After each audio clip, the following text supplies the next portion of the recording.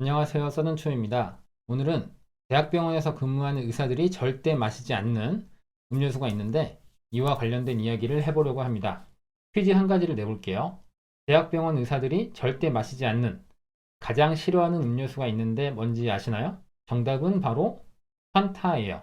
특히 항상 바쁘고 힘든 전공의들이 가장 싫어하는 음료수예요. 판타는 환자를 탄다의 줄임말로 쓰이는데요.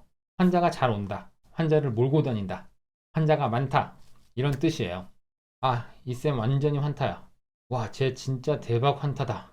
이렇게 우스갯소리로 쓰이기도 하고요. 대학병원 생활을 하면서 자연스레 알게 되는 단어인데요. 정말 신기하게도 인턴 레지던트를 거치면서 환타가 정말 존재한다는 믿음이 생기더라고요. 제가 인턴 때를 떠올려 보면 A라는 친구가 응급실 근무를 하는 날이거나 당직을 설 때 유독 응급실에 환자가 엄청나게 몰리고 당직 때도 그냥 넘어가는 날이 없이 꼭 응급수술이 터진다든지 병동에서 간호사들에게 콜이 엄청 많이 오고 그러더라고요. 의학 드라마를 보다 보면 응급실이 한산하다가도 갑자기 막 119 대원들이 환자분들과 함께 몰려오고 그런 장면 있잖아요. 그게 한타인 친구가 근무할 때의 응급실 상황이라고 생각하시면 돼요.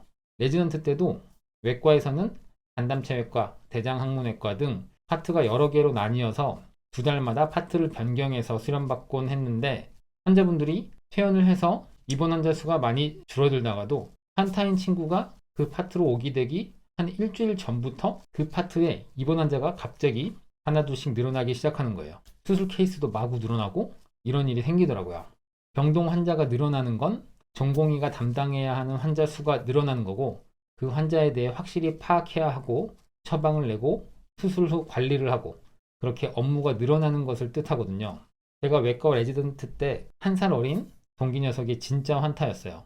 정말 이 친구가 당직 설 때면 항상 환자가 많고 응급수술도 거의 매일 하고 그래서 아침에 출근하면 이 친구가 전날 당직일 때는 항상 표정이 안 좋았어요. 정말 피곤한 표정으로 다크서클을 눈 밑에 달고 다녔던 것 같아요.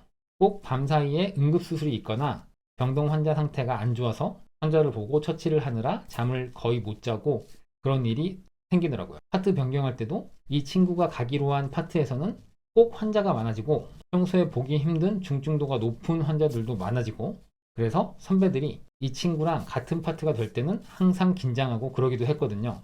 심지어 이 친구랑 같이 당직 안 설라고 당직을 바꾸기도 하고 그러기도 했어요. 근데 웃긴 건 외과 의료원들 모두 이 친구가 환타인 걸 알고 있었고 심지어 나중에는 이 친구도 인정하고 포기하더라고요. 아, 나 진짜 환자 맞는 것 같다면서요. 이게 또 연차마다 환타가 꼭 한 명씩은 있었어요. 그래서 각 연차 환타끼리 같은 파트에 걸리면 정말 무슨 일이 꼭 생기고 퇴근도 늦게 하는 일이 빈번하고 그랬던 기억이 있네요. 힘들겠다고 막 주변 의국원들이 커피도 사주면서 기운 내라고 위로도 하고 그랬던 적이 있어요. 그런데 환타들이 좋은 점도 있어요. 그건 레지던트 수련 받을 때는 자기가 직접 보고 겪은 환자들을 통해서 그만큼 배울 수 있다는 거예요. 이 환자분이 어떤 수술을 받았고 왜 받았고 수술 후 경과가 어떤지 이런 것들을 직접 보고 교과서나 논문들도 찾아보면서 실력을 쌓을 수가 있는 거죠. 그래서 환타가 실력자가 되는 경우도 많아요. 물론 다 그런 건 아니지만요. 참고로 환타의 반대는 환피라는 말을 쓰기도 하는데 환자를 피한다 라는 뜻이 있고요. 환피를 간혹 내공이 좋다 라는 말로 쓸 때도 있어요. 제가 외과 레지던트 1년차 때 약간 내공이 좋은 편이었는데요. 저랑 같이 당직이 걸린 3년차 선생님이 하신 말씀이 아직도 생각나네요. 너는 조이는 내공이 좋으니 오늘 편안한 밤이 되겠지? 라면서요. 당직 때 무슨 일이 없어야 그나마 편하게 쉬거나 잘 수 있으니까요. 이렇게 오늘은 대학병원에서 의사들이 절대로 먹지 않는 음료수이자 흔히 쓰고 있는 은어인 환타에 대해 말씀드려봤습니다. 시청해주셔서 감사합니다. 다음에 더 흥미있는 주제로 찾아뵙겠습니다.